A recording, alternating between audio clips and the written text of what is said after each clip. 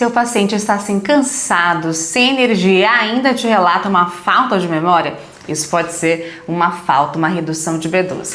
Meu nome é Aline Davi, eu sou nutricionista, mestre e doutora em nutrição e nesse perfil eu ensino como nutricionistas podem ter confiança e assertividade no consultório.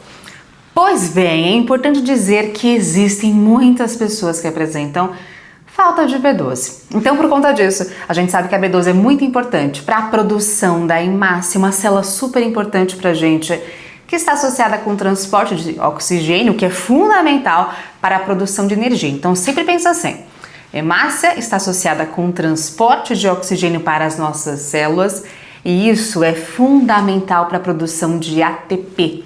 ATP é a energia da célula e isso faz total sentido. Ou seja, aquela pessoa que tem uma redução de vitamina B12 tem uma chance muito grande de ficar cansada, apática, sem energia, sem disposição. E, inclusive, esse paciente pode ter uma redução, então, nessa quantidade, na formação da hemácia e, consequentemente, uma anemia. Vejam que a anemia nem sempre é ferropriva, por falta de ferro. Pode ser por conta de redução de B12. Além disso, o B12, então, é importante para a produção de energia, mas também para a função cerebral. Então, aquele paciente com uma falta de B12 fica mais esquecido e questão que é muito frequente na sociedade de modo geral. Obviamente que não é só a B12 que é culpada por tal, mas é um dos fatores que devem ser avaliados. Observem que B12 naturalmente está presente, então, em alimentos de origem animal. Carne de modo geral, leite, queijo, iogurte, então essas são as fontes principais que nós temos de B12. Então, por conta disso, quem não consome esses alimentos precisa de uma reposição. Vale lembrar que nós temos muitos alimentos fortificados. Você vai encontrar hoje leite vegetal, então extrato de soja, de aveia, que já tem, pela indústria, uma adição de B12. Você vai encontrar whey protein, que tem B12 de modo tradicional, mas nós também temos proteínas vegetais de soja, de ervilha e por aí vai, de arroz, que tem na sua composição a adição de B12, perfeitamente. Porém, observem que não é só quem não consome carnes que tem falta de B12. Obviamente, nós temos outras questões que estão atreladas a tal. Por exemplo, é muito comum pessoas que utilizam omeprazol terem uma redução de B12. Por quê? O omeprazol reduz a produção de ácido clorídrico lá no seu estômago e, consequentemente, isso faz um processo de uma redução do fator intrínseco que está associado com melhor absorção intestinal de B12.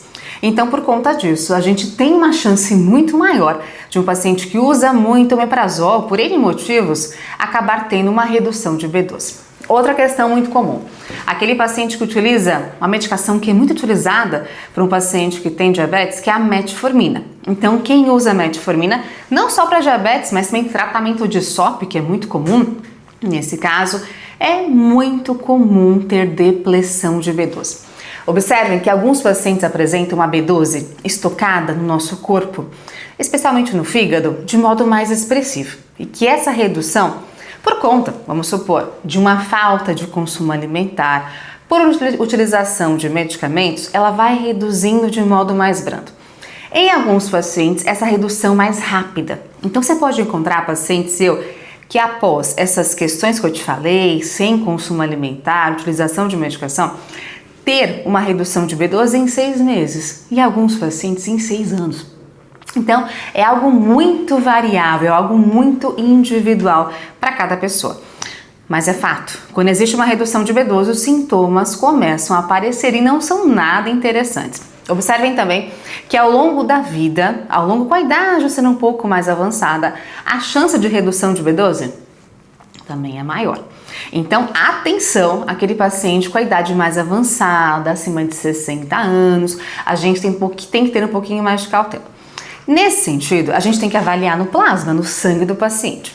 Naturalmente, nós temos algumas avaliações plasmáticas de acordo com cada laboratório, de acordo com cada referência. Mas, pelo menos, o mínimo do mínimo são 300 nanogramas por ml no plasma. Mas, se possível, de acordo com alguns estudos mais atuais, acima de 400 seria melhor. Então, a questão é, quando o paciente tem uma B12 abaixo de 400, já temos que pensar em suplementação. Observem que você pode pensar em organizar, em colocar mais alimentos na alimentação realmente que tenham mais B12, mas nem todo paciente está disposto, ou quer, ou pode, por N motivos, consumir mais alimentos ricos em B12. Então vamos supor, se é um paciente vegano, não dá para eu colocar mais carnes para ele, fato. Então nesse caso, a gente vai focar em suplementação para esse paciente. E aí tem uma atenção especial. Nós temos algumas formas químicas dessa vitamina B12. E nesse caso, a metilcobalamina é a mais interessante. Você vai ter outras formas, como a cianocobalamina, por exemplo, mas aí tem uma certa cautela. Esse cianeto presente na cianocobalamina, ele tem que ser metabolizado. Então, passa pelo nosso fígado para acontecer um processo de degradação desse componente. Só que se o seu paciente, de repente, já tem alguma alteração hepática, sabe aquele paciente seu que tem uma esteatose hepática, que tem uma cirrose talvez? Para esse paciente, essa metabolização não é tão perfeita assim. Então, para facilitar esse processo, a metilcobalamina é mais fácil, é mais interessante.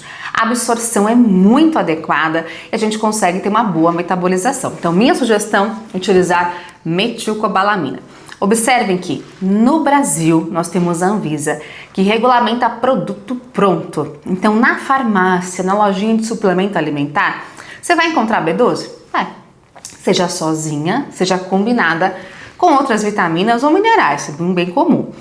Só que nós temos uma quantidade que é um pouco mais baixa dessa metilcobalamina, ou enfim, da B12 de fato, nesses suplementos que são nacionais. Então, basicamente, uma dose padrão, uma dose máxima de 9,94 microgramas. Que é uma dose pequena, não é uma dose tão alta assim. Se o seu paciente quer manter B12, essa dose é suficiente. Porém, se eu quero correção, se eu tenho um paciente que hoje, de repente, tem 250 de B12 plasmática, puxa, com essa dose de 9,94 microgramas, é um pouquinho baixa, então eu tenho que pensar em doses maiores para uma correção maior. Lembra que o paciente tem sintomas? Tá cansado, tá apático, memória ruim. Quanto mais eu corrigir rapidamente, concorda que é melhor? Então, por conta disso, eu sugiro doses maiores, normalmente pelo menos 100 microgramas. Para correção adequada e mais rápida de carências, de 500 a 1.000 microgramas por dia. E aí, atenção, eu não posso deixar uma dose alta assim a longo prazo. Então tem que orientar o paciente. Paciente, vamos reavaliar os seus exames em 3, 4 meses. Porque se começar a subir demais, eu vou reduzir a dose. Então eu não posso desgarrar esse paciente, ele tem que ter essa consciência também, que ele tem que voltar para que eu faça uma reavaliação. Então atenção, se é uma dose de 500 a 1.000 microgramas, é uma correção rápida. Normalmente. Então, por conta disso, vamos reavaliar em 3, 4 meses para pensar, então, numa adequação da dosagem. Além disso, tem muita gente que apresenta mais acne por conta de B12. Então, cautela. Se o seu paciente já tem esse histórico de acne, sugiro começar com doses menores. 100 microgramas está de bom tamanho normalmente. Então, você coloca 100 microgramas, avalia o seu paciente, pergunta para ele um pouco mais. Olha, paciente, aí me conta como é que ficou a sua acne, melhorou, piorou, enfim, o que aconteceu? Para que eu saiba ajustar essa dose. Se piorou, eu vou reduzir, de repente, para 50 microgramas, para conseguir uma adequação de B12 um pouco mais lenta, mas que não cause esse desconforto, esse efeito que não é nada legal, vamos combinar. Então, por conta disso, a gente vai organizar de acordo com a realidade de cada paciente. Antes de terminar o vídeo, aproveita para curtir se você gostou, encaminha para alguém. Eu também tenho o Instagram, que é @dra.alindavi.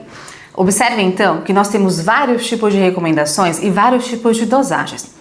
Para cada paciente, nós temos que avaliar então sinais e sintomas e efeitos adversos. Para cada prescrição, nunca desgarra o paciente.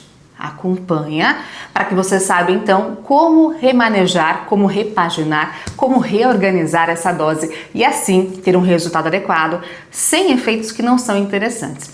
Me conta aqui, já usou B12, já prescreveu B12, para qual situação, para que eu te conheça mais. E até um próximo vídeo.